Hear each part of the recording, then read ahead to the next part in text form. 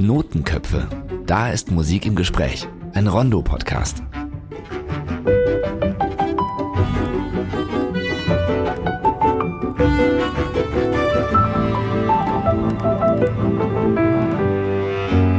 Heute für euch da Chris Lloyd. Welcome to this brand new episode for the first time in English. It's a pleasure to introduce my first ever guest for this podcast, Yevgeny Sudbin. To paint a picture of how small the world is, Yevgeny was, and still is, a visiting piano professor when I was studying at the Royal Academy of Music in London. I had the good fortune of sitting in on one of his masterclasses in 2013, and I can still remember the excitement of my fellow students at the prospect of learning from him. Such was the near rock star status amongst the student cohort. Without further ado, Yevgeny Sudbin. So Yevgeny, great to have you with us today. Yeah, it's good to speak to you. Where are we speaking to you from? I'm at home actually in London, in my practice studio. That used to be a garage. Well, that's the perfect practice studio. No one's complaining there, I imagine.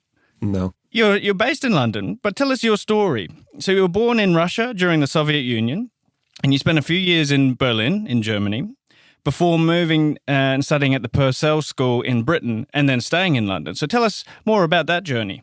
Yes, I was actually only 10 years old when I moved from Russia, then called St. Petersburg. Well, I was born in Leningrad, actually. That name doesn't exist anymore. And then when I was 10, I moved to Berlin, then spent about 8 years there. I enjoyed my time there, but wasn't especially comfortable. I always felt I needed just different environment somehow. Then I went to London through a coincidence and somehow really liked it here. And since then, I stayed here. Now I have my family here and I've been here for, since 1997, so over 20 years. Born in Leningrad, which is obviously a city with a huge musical history, thinking of Shostakovich. What would you say your musical identity is, and how does that feed into your music? So, for example, do you feel more culturally Russian or British, or do you feel that your time in Berlin crafted your musical tastes? The question of identity is quite a complex one. I have often thought about what makes one what one is in terms of identity. And also maybe because I haven't spent anywhere long enough time in any one place, except perhaps London now or UK. I have not particularly identified myself as this or other, but I can imagine that on a subconscious level, you get influenced by many things, cultural background. While I accept that people say that I'm Russian, I don't know what it is that makes one especially Russian.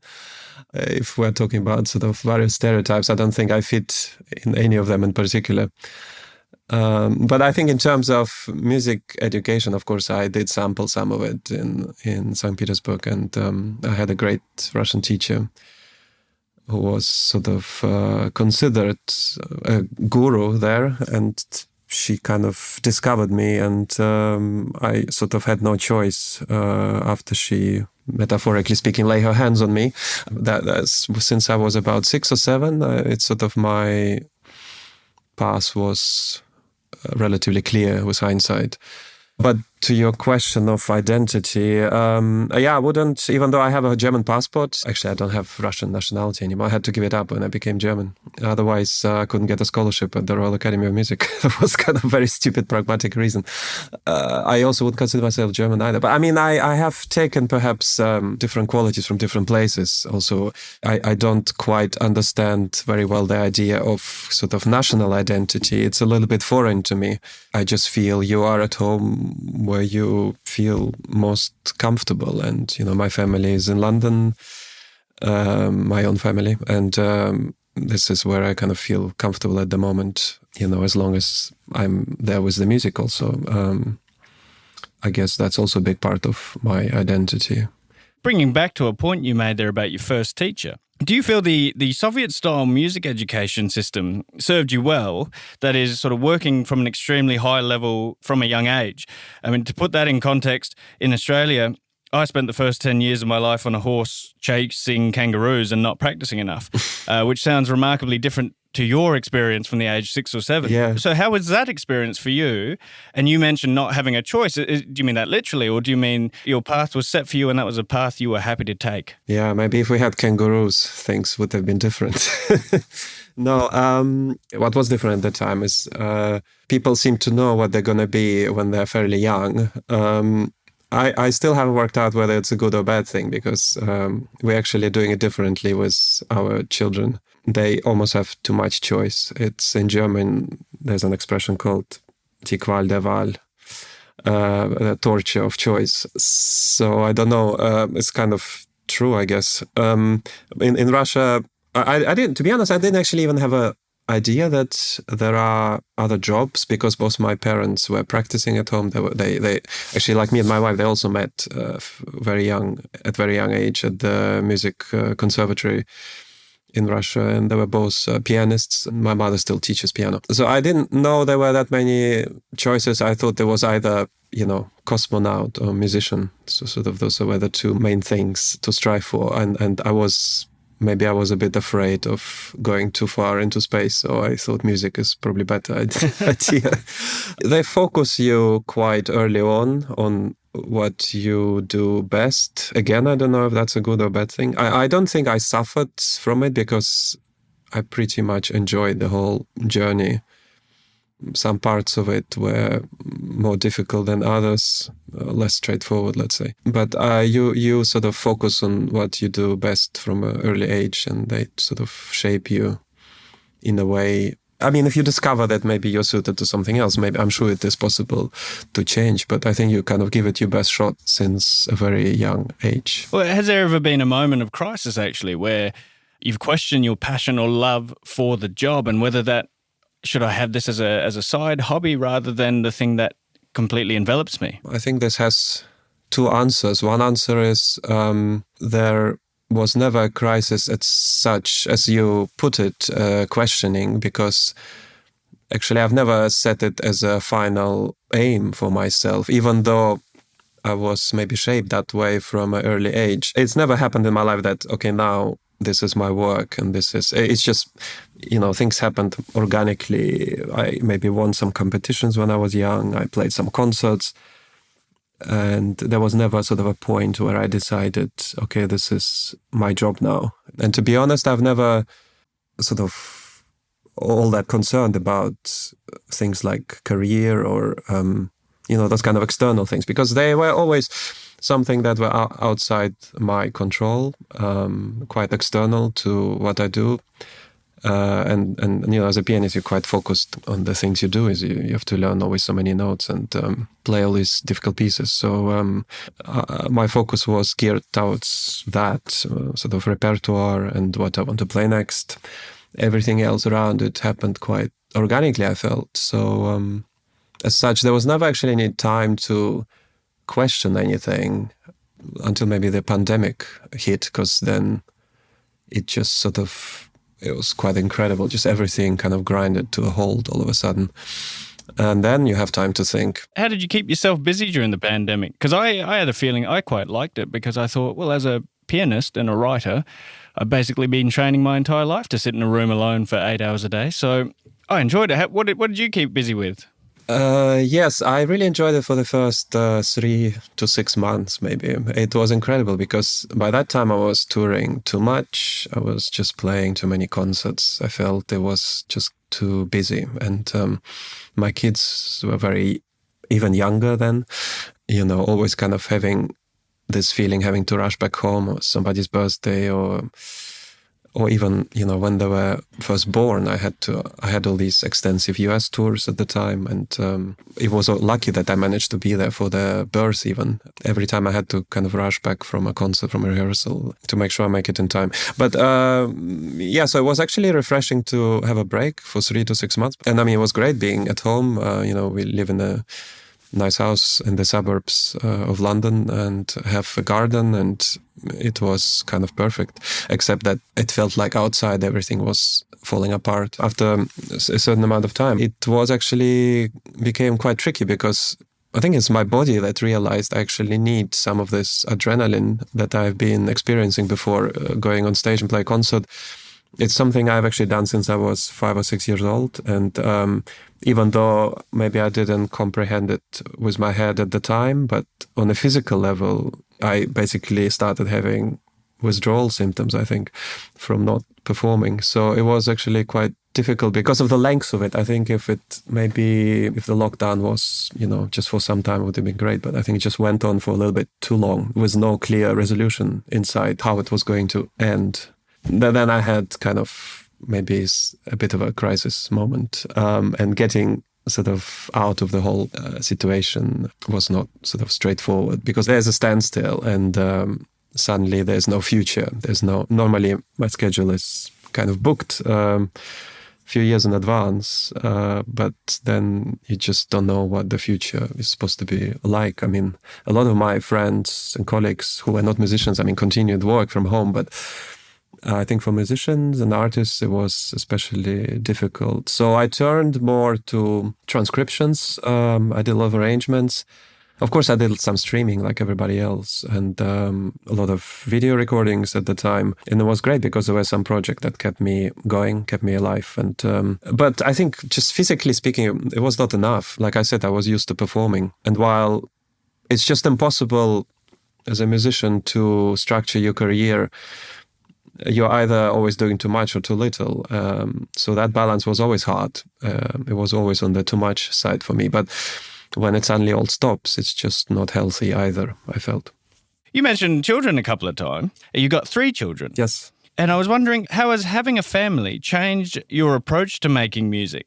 I mean, from the pure dedication of having your entire life to yourself to now having 3 other lives that you're in charge of, has having children changed your understanding of the vast universe behind the music? Yeah, it's not just me who is in charge. It's also my wife.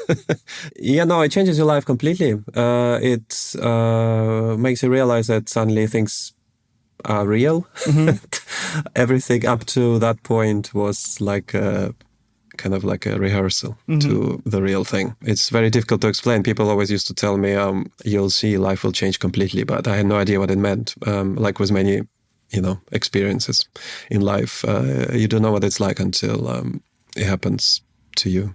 I mean, yes, it's been different, but like I said, my whole life, my career has been quite organic. I never had to do anything for it except turn up and play concerts. There are always compromises, and because for me, family life is quite important, quite a healthy aspect, and a very important part of my life.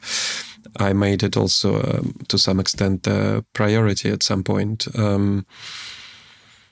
But no, I don't think it has taken anything away. Maybe I had less sometimes I have less time to practice, but in many ways it completely transformed me as a kind of human being. Like I said, it's just you have a completely different outlook on life. I mean, in some ways it is, of course, incredibly terrifying because especially that was maybe one of the reasons of the anxiety I was talking about during the pandemic, because the future is not assured. And that's not only your future, it's the future of, those small people you sort of have with you. So that was a terrifying experience. It also taught me that, being a musician is not obviously something that is...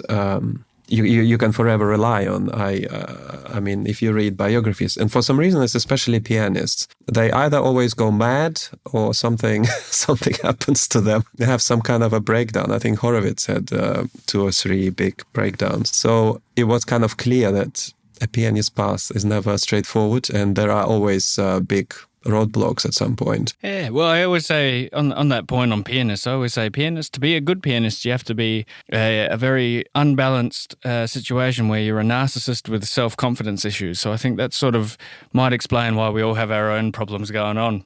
Yeah, and you mentioned on your biography as well that you're a fan of photography. So what is it about this medium that attracts you, and how's that different to piano playing? It is similar to recording in a way. As a pianist, I always had a bit of a complex or maybe some kind of issue with the fact that performances are, and actually life experience in general, very temporary. And I mean, I was always suffering from the idea that it is not possible to live in the moment. It seems to me kind of almost like an oxymoron that there is no moment. It's only the past and the fear of the future. Those are the two states. Photography kind of maybe provided a little bit of help in that regard, that you can capture certain moments and pretend that you can keep them. It's the same thing with the recording. We're speaking today because you're about to release your 25th album with BIS Records, which is a huge achievement in itself. We were speaking the other day that you recorded your first album about 20 years ago, so it's been a huge part of your professional life. Yeah. So the question I had was, why record another album? What's your motivation for it? And perhaps a rather big question after that is, what do you think the role of recording classical music is in the 21st century, and particularly repertoire that has been recorded previously? What motivated me to record has always been the fact that I seem to naturally been good at it. And I just enjoyed the whole process somehow. You can push yourself to the limits of what's possible in a different way from a concert. You kind of have a limited amount of time during a concert, and you cannot control certain variables like the hall, the acoustic, the piano, the conditions, your own state. In the recording, it's a little bit easier. You can control them a little bit better to some extent. And just this kind of freedom, the kind of creative freedom that it gives you without having to worry about other things, being distracted from other things. It's something that's just not available in any other setting, I felt. I mean, yes, I know a lot of people sort of mention that maybe recording is a little bit like cheating, because if you play wrong notes, you can always do it again or something. But I mean, it was never...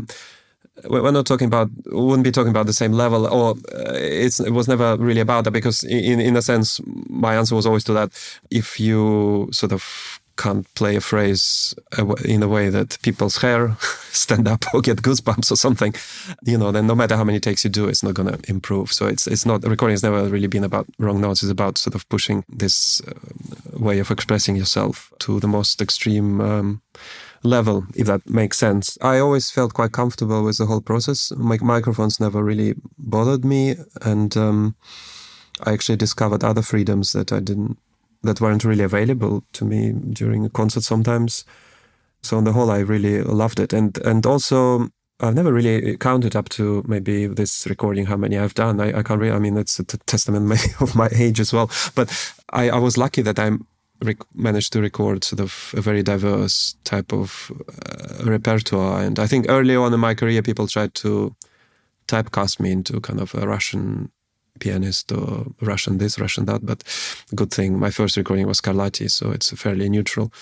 And then all my recordings have always been a mixture of different composers to try and capture most of the repertoire, most of the classical music that's actually available. I think that unless you have something special to say, maybe it's not a good idea to record something, just because there are so many great recordings, and on the other hand, that doesn't mean people shouldn't try. I mean, I don't want to dissuade from anybody, but I just think it's very important to record something where you feel quite strongly that there is something unique you can say. I do not think we are at the end of what is possible in terms of recording, even though every single piece is available. Almost every single piece is available on recording.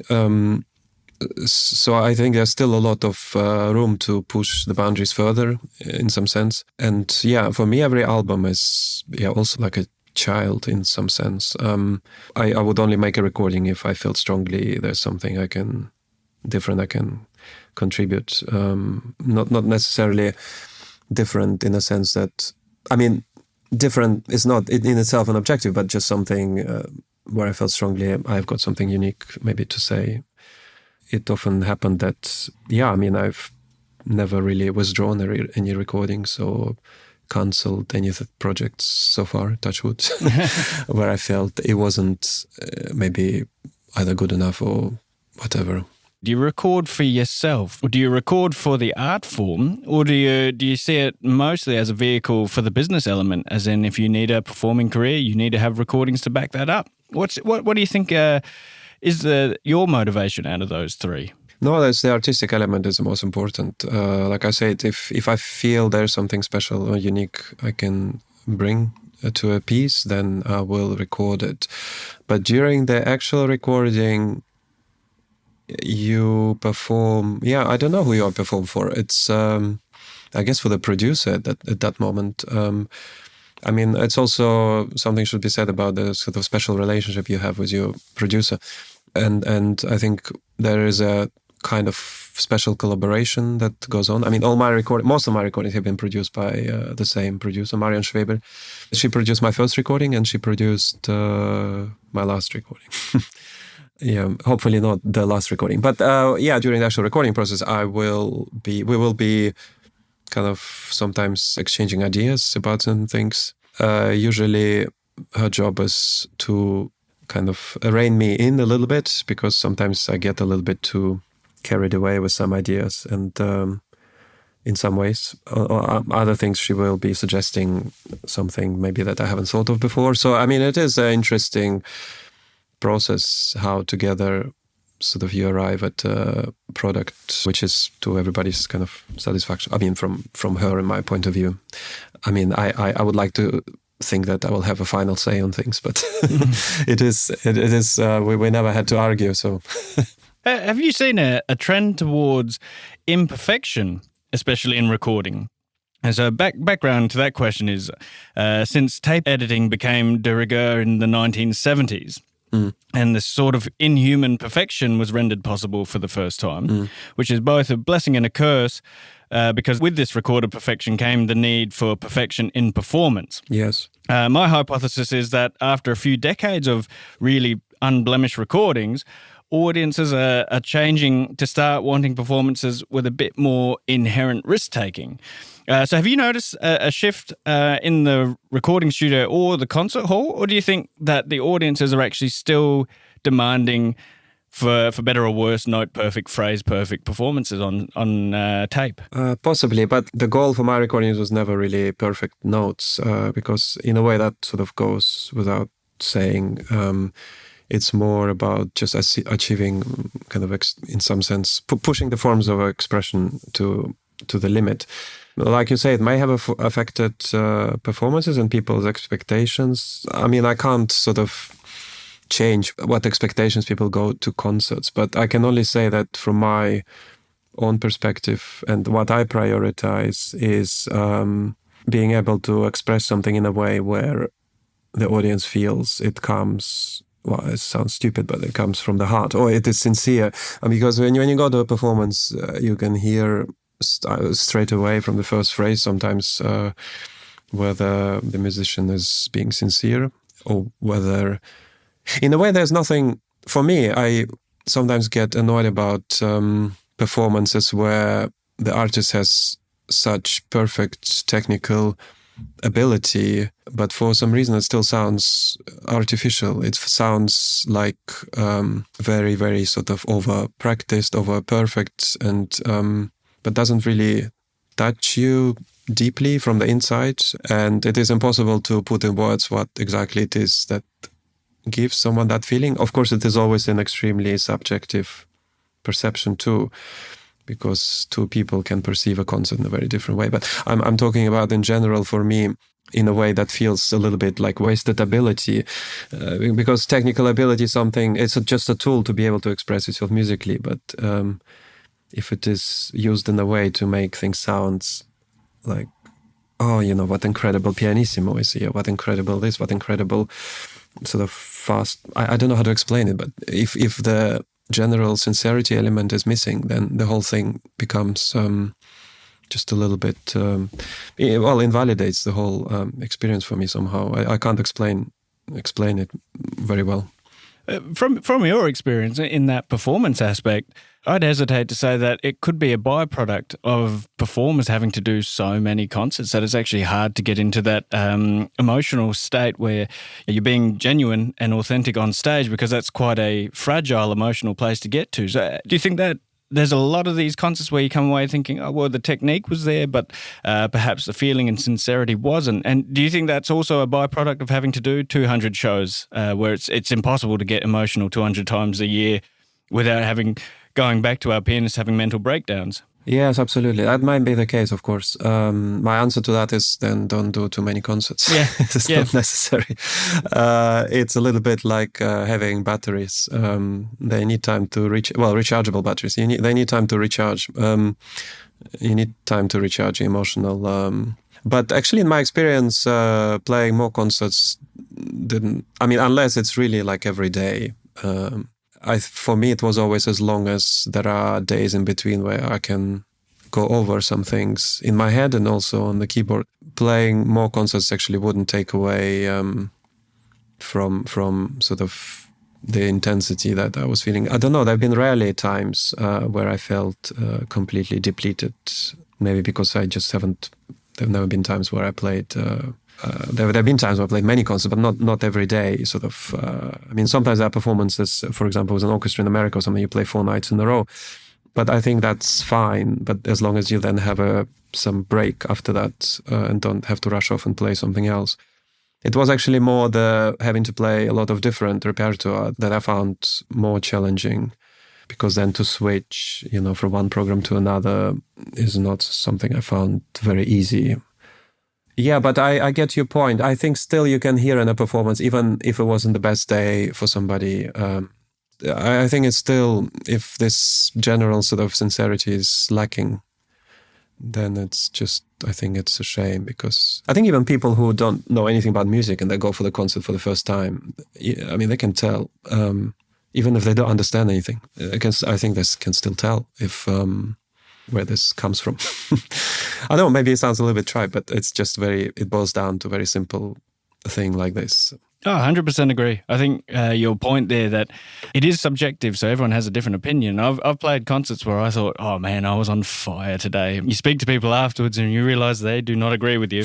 And then I've had concerts where I thought, oh, that was rubbish, and people come up in tears. So it is a purely subjective thing, and I think that your point there about audiences that don't know anything about music, the one thing that we are all good at picking up is authenticity. So absolutely. Yeah. You're also a visiting professor of piano. We mentioned at my alma mater, the Royal Academy of Music. And that means you don't have a consistent student, like a studio, if I remember correctly. But how much of your professional identity is wrapped up in teaching? Like, do you see yourself in a strong capacity as a teacher, or do you mainly consider yourself a performer who teaches on the side, or is there any difference? Is it all just part of your artistic identity? I basically go where life takes me, like since the beginning. Like I mentioned, I feel like I've never really chosen anything. It's been chosen either for me or it just chosen by itself. With teaching, maybe it's similar, but I just don't have a lot of time to teach anywhere permanently. The visiting professorship title is very nice, but it really just includes 2 or 3 days every term at the academy. So that's like every 3 months or so. Whenever I have time, whenever I'm sort of at home for a longer period of time. And some students are the same, some are new, and I never have any kind of permanent responsibility to any one student. But I felt I benefited a lot from actually being able to express in words what it is that I feel strongly should be done. It's just... I had never realized many things that I may take for granted in my own playing.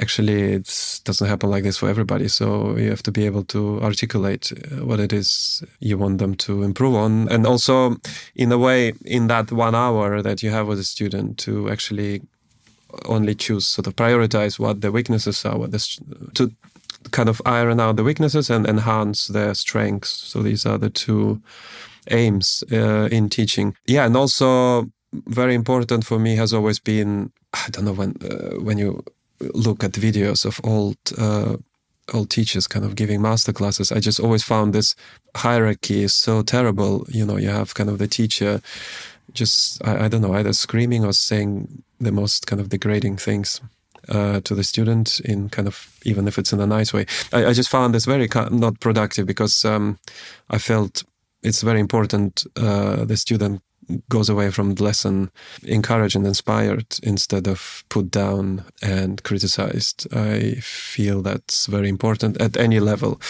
Of course, I'm not saying all the teachers were like this in the past, but, a lot of big names that maybe we now know of today could be somewhat. It's actually also to do slightly with just, in Russia, if a teacher criticizes you a lot, that means he really likes you because he cares about what you're doing wrong. So it's this kind of masochistic game. I don't know what you call that, but it's just, in the West, maybe it's not really understood so well, where if the teacher is screaming at you, it means he really cares. So, I know it sounds crazy. Probably not hold a job for 2 days in this country if you thought like that.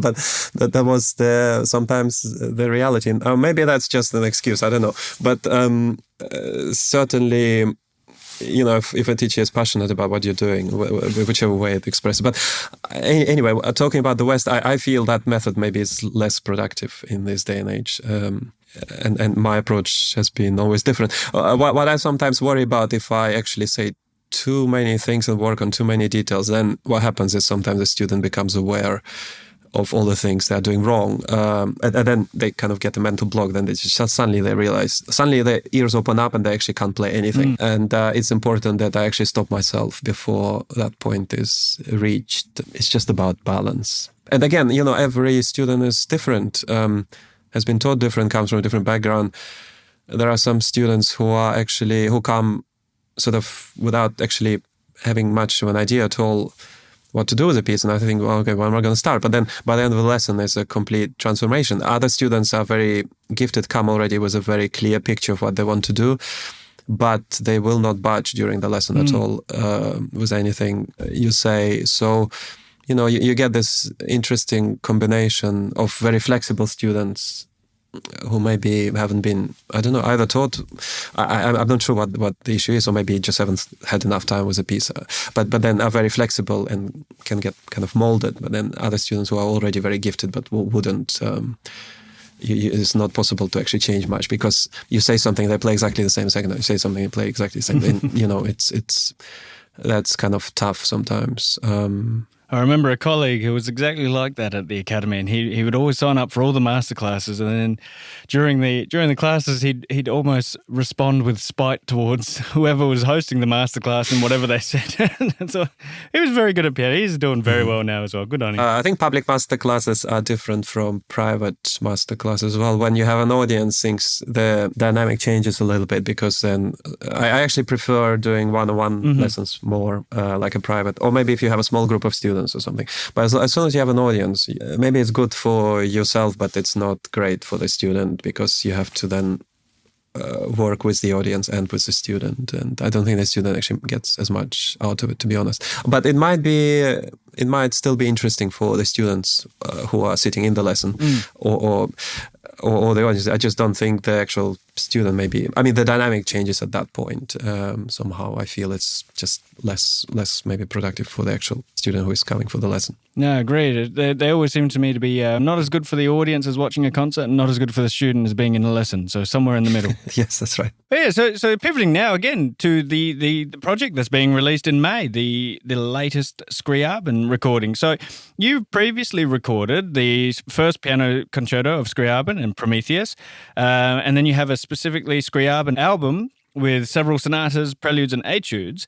So does this new recording now cover all of his piano repertoire, or are you still working on the next ones in eventually giving the entire catalogue, or is it just whatever piece inspires you at the moment? Yeah, actually, Scriabin only lived for 43 years, and it's incredible how much he has packed into those years, just in terms of pieces, but also style. He's been some of the most eccentric personalities that ever lived. But my relationship with Scriabin, I don't know, I sort of, obviously I played Scriabin when I was in Russia, I played Scriabin when I was in Germany, but it wasn't until I was in London where I felt I felt such strong affinity towards his music and him as a person in general, because I think he had really crazy ideas, and I kind of consider myself a little bit crazy as well. Maybe not to the same extent as Scriabin was, because he was really mad, especially towards the end of his life. He had really interesting kind of ideas. Reading his biography, just how he would kind of preach to others, walk on water, try to fly. just doing these experiments, flying experiments with his wife. It's just everything is, it's fascinating, but also crazy. So it wasn't until I was in London where I felt, and it was kind of playing the pieces that I did for my first recording, where I just discovered this. Because what's different about his music that I always found absolutely unique, no other composer managed to capture it to the same extent, was the fact that he kind of deconstructs almost what kind of existence is all about. Not just human existence, but the universe as a whole. Kind of takes it down to its building blocks, even though there are poems prefacing some of the pieces, the words never do justice to describe kind of the emotional element that comes with it. It's sort of, he managed to create a whole new language to convey these certain ideas. Because some composers write a piece about something. It was like a program music or something, I don't know. Or it's an emotion that is explained through the music. But Scriabin actually... So, like, for example, when I was learning the second sonata, which is about... for the first recording I did, and the second sonata was kind of apparently about sort of three different types of seas as an ocean and sort of the mood of the ocean. And then when you actually play the music, sometimes you can smell the salty water. So it's kind of crazy, but the music sometimes triggers a certain sense in the listener and also in the performer sometimes too. I mean, people have reported seeing kind of flashes of light during live performances of Scriabin symphonies. And so somehow he manages to just evoke these kind of primordial emotions and senses that we as people experience, or as humans experience, in a way that no other composer can. And that's when I realized that, gosh, I really like this guy, because it gives me a completely new understanding of the world and of the universe in general. It's sort of all these questions that people have, about what existence is all about. It's almost like you, through his music, you feel you understand it, but you are still unable to explain it, but you kind of gain an understanding. The only other way I can explain it is maybe if somebody takes certain substances, drugs, and arrives at this kind of understanding, but without actually being able to, put it to words. I don't know. I've not... Scriabin is enough of a drug. You kind of don't need to take any extra drugs. It's a healthy and cheaper option to LSD, kids. So, I mean, you're writing on Scriabin for the album booklet, which I highly recommend to everyone. It portrays two things. Number one, that you're an excellent writer as well as a pianist. And number two, that you have a great passion for the works of Scriabin. And so in this text, you go to great lengths to describe the various passions that are intractable from Scriabin's music. So namely sex, mysticism, theosophy. And so more than any composer, perhaps, his personal beliefs and philosophies fed into that creativity. How deep do you have to delve into his extremely complex mind in order to pull the most out of his music? And would you consider that dangerous, or is it a cathartic process in the end? Yeah, you never know where it will take you, where you're going to end up, because once you start digging very deep, it's like delving into human psyche. Do you really want to know what's underneath all that? I don't know. I mean, it's kind of can be terrifying. I mean, there are two sides to human existence, kind of ecstatic and blissful, and absolute agony and torture. And those two extremes exist both in his music, and also it's like a different language to explain and to comprehend what sort of existence is about. I mean, sometimes not even our existence, but also just in cosmos in general. It didn't stop me from trying to understand it better, maybe. And somehow, especially having been through sort of rather difficult times, we spoke about earlier during the pandemic and things like that, it just made me more curious about his mind, because I find just there's kind of there are many things I can relate to in a way. I mean, Scriabin also, even though he was quite manic a lot of the time, I mean, that's what we see, the side of him. He had also periods, very difficult periods in his life where he was just unwell and didn't know what was wrong and couldn't compose. And it can be terrifying because you don't know what you're going to find. I mean, they're like the Ninth Sonata, which was in the first recording, or the Tenth Sonata, they're quite... The Ninth Sonata is called the Black Mass and sort of exorcises demons, and it's about all these rituals that actually were quite prevalent in Russia at the time. The Tenth Sonata is kind of the insect's life, but it's not so literal in that sense. It's more about the feeling, for example, that you'd get if you walked into a forest full of insects. I think it is misleading to think of his pieces sort of being quite literal description of something. It's more that they provide a completely different language to explain a certain emotion, a certain feeling, a certain experience, and you just gain a different view, a different understanding of it. Just like as if maybe a part of your brain opens to this kind of understanding that wasn't open before. This is why his music is so intoxicating, and I think I'm not the first to notice that the case. Many performers, musicians in the past spoke of him in that way. I think Rachmaninoff was the one who said that, his music is like a bridge to a different world. It's just a question of whether you want to know what the other world is kind of about. It is up to you, of course, how deep you want to delve into all these philosophies. And he didn't actually have synesthesia in its proper form, but he always tried to combine different senses, different human senses with the music. For example, his last piece, he wanted everybody to perform at the foothills of the Himalayas, and the orchestra and the performers would participate and everybody would the world would be transformed in some kind of orgiastic ecstasy.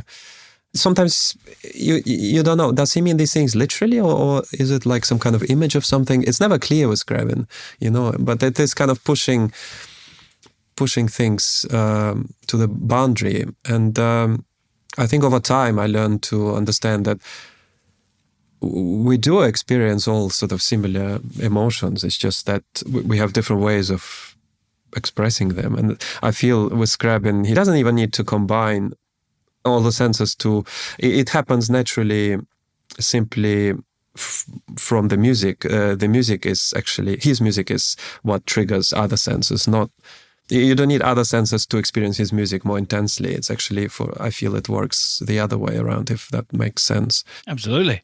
How much has the English-speaking world got to discover about Scriabin? And I ask that because I love Scriabin, but I've found there's not too many books out there. There's not many outside of the Fabian Bauer's biography. And a lot of your sources are Russian texts, which suggests there's actually a whole universe that we are still yet to explore in the English-speaking world. Yeah. I don't know if those books all have been translated, but actually there are about, 40, 50 books, Russian books on Scriabin, which I'm not sure if they're all translated. Sometimes with biographies, it's difficult to distinguish what is fact, what is fiction, because some writers are just very colorful, especially in Russia. They always like to enhance things. That was the case actually with Rachmaninoff's biographies.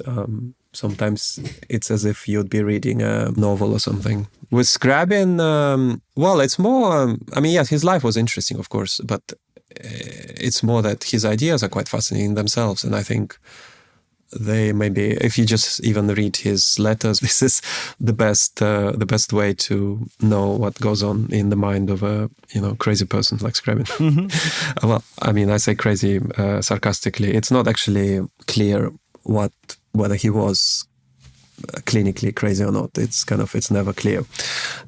He certainly had tendencies towards kind of grandiosity and kind of manic features maybe, but it's not actually clear whether he was diagnosed as such. Well, thank you very much for that information on both yourself and Scriabin and your project. So to finish off, I'd like to ask a few light-hearted questions. And so these questions are designed to be sort of off the cuff, as quick as you can, no sort of previous thought gone into it. And also feel free to say, No, thanks, not that one. So the first one is actually directly related to that. So for me, I think he was clearly Scriabin, that is, was clearly an undiagnosed narcissist and schizophrenic with a God complex. Given the opportunity, knowing everything you do, would you go out for a drink with him? And if so, what drink do you think it would be? Definitely would go out for a drink with him. He would probably put some gunpowder in my vodka just to enhance the experience. Very good. How many of your 25 albums with Bis can you name in under 30 seconds? Oh, God. Rachmaninoff solo recordings with Meitner. Scriabin, piano concerto, Tchaikovsky. I can't remember all of them.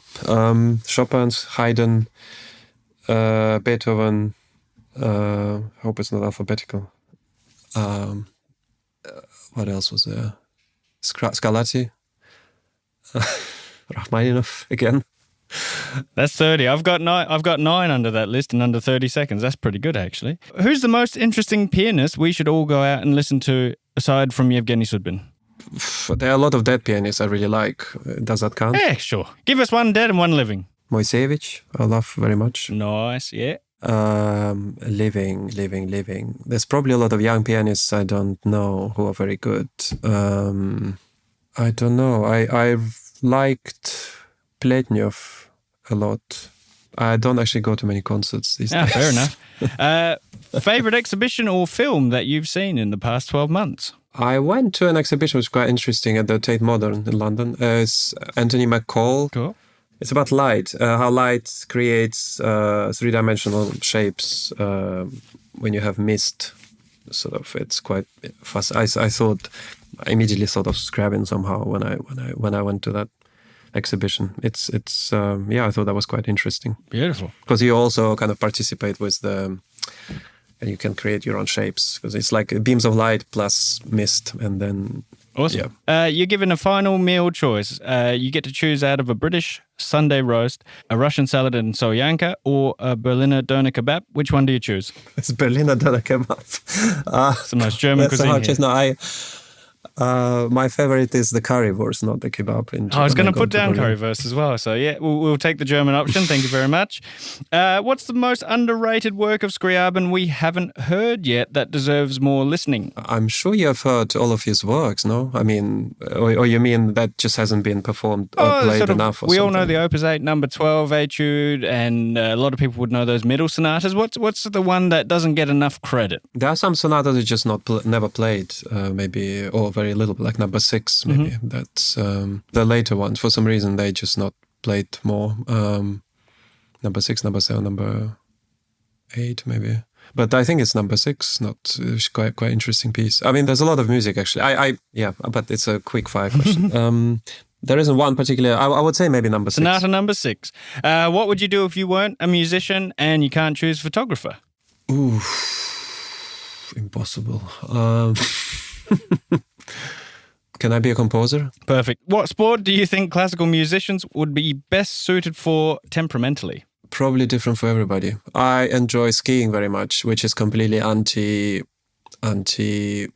safety guidelines for musicians. That terrifies me. I've only got 2 hands. Yeah, no, but I've done it since a young age. I feel quite safe. Beautiful. What's your most humorous memory or story from a concert that you've given? Oh, probably when the pedals fell off the piano at the beginning of the concert. I think I started with Shostakovich and then the whole bottom part just crashed and I don't know what was happening. And then the piano technician had to spend about 25 minutes on his fourth with his back to the audience, who didn't leave the hall for some reason, trying to fix the pedals that fell off. I think it was somewhere in America that happened. That's exactly what you want at the beginning of a concert. And finally, what is one thing you would change in the classical music industry if you had a magic wand? Those are questions I've not had before. I guess what we were talking about this perfectionism in concerts. I don't think it's necessary as I feel, because I place authenticity higher than perfection to me. I guess just people should strive for that more. But that's not to do with the actual industry itself. The industry itself, I have no idea how it works. So that I can't really answer that question. But in terms of general thing, I think it's basically placing authenticity before perfection. No, that's beautiful. Thank you very much, Yevgeny Sudbin. Your recording is titled Vers la Flamme. Vers la Flamme, and it's released on... I think it's May, 9th of May. 9th of May, fantastic. Vers la Flamme coming out on BIS Records, 9th of May 2025. Thank you again, Yevgeny Sudbin, for your time. It's been a real pleasure. My pleasure too. Notenköpfe ist ein Podcast von Rondo, dem Klassik- und Jazz-Magazin. Informationen zum Magazin und weitere spannende Themen aus der Welt von Klassik und Jazz gibt es auf rondomagazin.de. Redaktion und Moderation Chris Lloyd. Ausführende Produzentin Verena von der Goltz. Aufnahme und Postproduktion Robert Niemeyer. Musik Markus Zierhofer. Kennt ihr schon den Podcast Der Klassikerklärer? Dort erwarten euch spannende Analysen und faszinierende Geschichten hinter den Meisterwerken der klassischen Musik. Wer Klassik wirklich verstehen will, ist beim Klassikerklärer Dariusz Szymanski bestens aufgehoben. Den Klassikerklärer findet ihr überall, wo es Podcasts gibt.